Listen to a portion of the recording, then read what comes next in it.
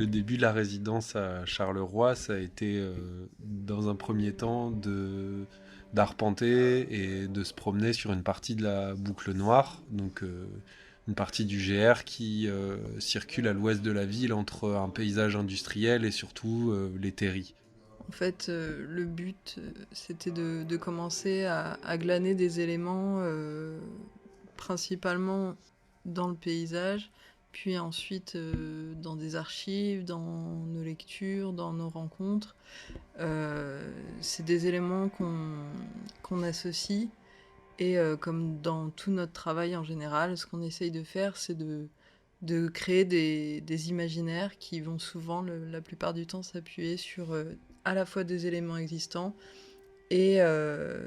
une narration, la plupart du temps sous forme fictionnelle, qu'on compose à la fois avec les images ou sous forme d'un récit, et c'est ce qu'on a fait ici à Charleroi. Il y a cette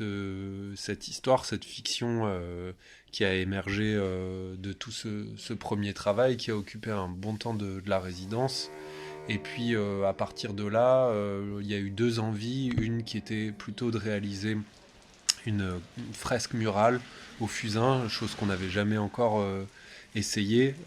qui est une sorte d'illustration ou d'interprétation de certains fragments de la fiction qui a été écrite. Et puis de présenter également un travail de peinture sur tissu, ce qu'on fait maintenant depuis un certain temps, qui là dans l'exposition occupe plutôt la place de grandes bannières, une sorte de grandes banderoles qui font écho soit à des thématiques qui se retrouvent plus généralement dans notre travail, des thématiques de lutte, d'engagement politique, et puis aussi à une tradition ouvrière de la banderole qui a pu être présente à une période dans le Hainaut. Ce qui était important aussi, c'était de faire le lien pour nous avec une histoire de